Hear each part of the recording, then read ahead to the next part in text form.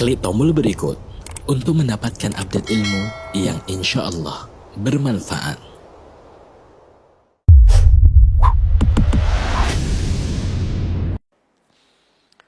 Assalamualaikum Ustaz. Ini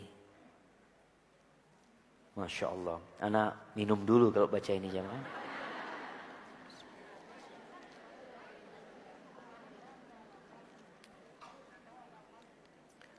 Alhamdulillah. Semoga dalam keadaan sehat. Ustadz, suami saya menikah diam-diam secara siri di kota lain. Saya dan suami di kota A, perempuan itu di kota B. Pernikahan kami sudah 20 tahun. Kejadian ini sudah 1 tahun yang lalu saat suami bilang pergi perjalanan dinas. Setelah pernikahan itu terjadi, suami berubah sikap kepada saya.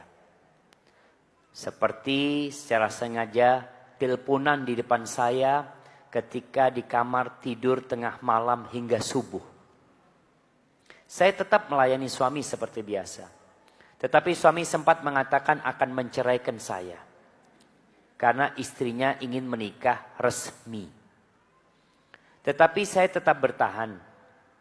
Hingga akhirnya suami menyuruh pergi dulu dari rumah. Dan membawa anak-anak. Sekarang saya sudah di kota C, kampung halaman. Sebelum saya berangkat ke kota C, suami mengatakan jika saya akan berangkat maka akan mentalak saya. Jika saya akan berangkat maka akan mentalak saya. Yang ingin saya tanyakan, apakah suami termasuk zalim? Sebelum berangkat kami masih berhubungan. Saat sudah di bandara, suami tidak mengatakan apa-apa. Sampai saat ini sudah 5 bulan tidak bertemu. Bagaimana status saya saat ini? Apakah sudah jatuh talak sedangkan saat berangkat saya sedang haid? Terima kasih. Jamaah rahimakumullah. Kita tahu poligami diperbolehkan. Nikah lebih dari 1 diperbolehkan bagi yang mampu berbuat adil. Tapi jangan sampai engkau menikahi janda menjandakan istri. Silahkan menikahi janda dengan cara yang baik. Karena ana lihat itu perempuan yang dinikahin suaminya, ternyata dia menjadi penyakit agar suami menceraikan yang pertama. Karena dia ingin resmi. Maka yang pertama harus diceraikan supaya dia bisa nikah resmi. Inilah kadangkala ketika orang-orang tidak bertakwa kepada Allah hanya mengikuti nafsunya belaka. Kalau yang ditanyakan apakah suami termasuk zalim? Ya kalau Anda melihat dari ceritanya dia zalim. Ketika dia di rumah istri pertama malah telepon-teleponan dengan istri sirinya.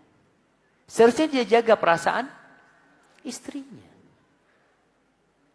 Kalau dia di luar rumah silahkan telepon. Ini menjaga jemaah. Rasulullah SAW subhanallah. Beliau mengatakan inni uharrij alaikum Allahumma inni uharrij alaikum bihaqqid dha'ifain. Ya Allah, aku menimpakan kesusahan kepada kalian yang menelantarkan 2 hak orang yang lemah. Yang pertama wanita, yang kedua anak yatim. Kalau dikatakan sebelum berangkat kami masih berjima. Dan saat sudah di bandara sudah tidak mengatakan apa-apa. Maka dilihat tadi. Apakah suami memang dia mengatakan jika saya akan berangkat maka akan mentalak saya. Ini masih akan mentalak. Belum mentalak. Masih keinginan. Nanti. Tapi ternyata dia nggak jadi mentalak. Artinya kata istri, dia tidak mengatakan apa-apa. Sehingga menurut ana belum terjadi talak. Yang ketiga, sampai saat ini sudah 5 bulan tidak bertemu. Masih istri selama belum diceraikan oleh suami. Dan suami wajib memberikan nafkah kepada istrinya.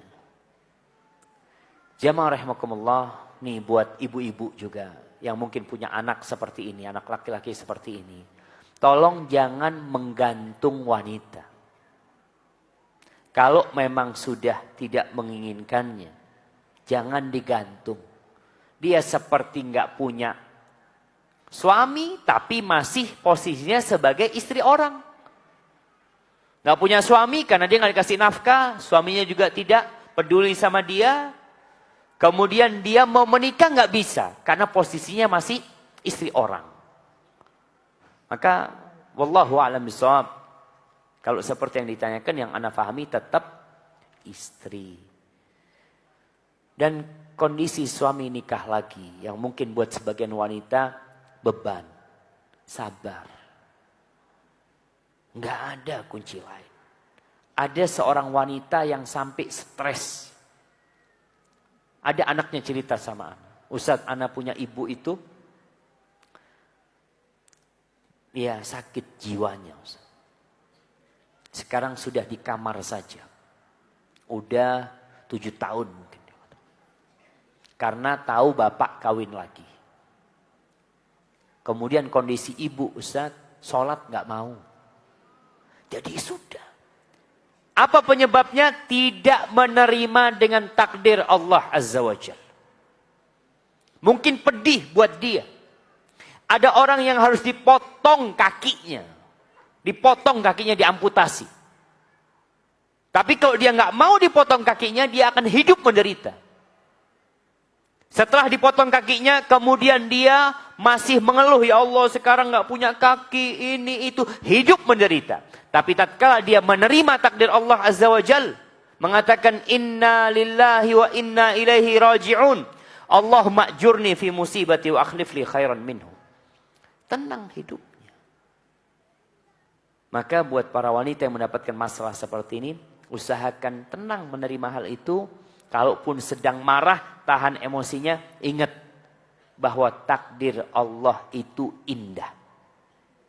Allah mengatakan wa asa an takrahu syai'an wa huwa khairul lakum wa asa an tuhibbu syai'an wa huwa syarrul lakum wallahu ya'lamu wa antum la ta'lamun.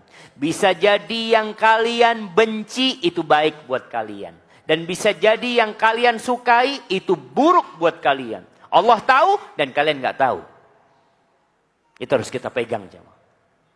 Sesuatu yang tidak kita sukai ternyata bisa mendatangkan sesuatu yang kita cintai. Dan sebaliknya, sesuatu yang kita cintai bisa berbalik mendatangkan sesuatu yang buruk buat kita.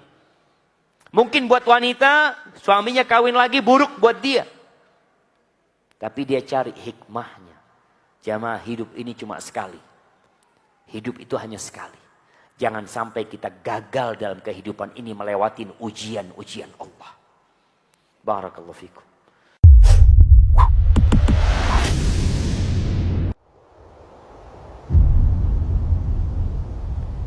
Klik tombol berikut untuk mendapatkan update ilmu yang insya Allah bermanfaat.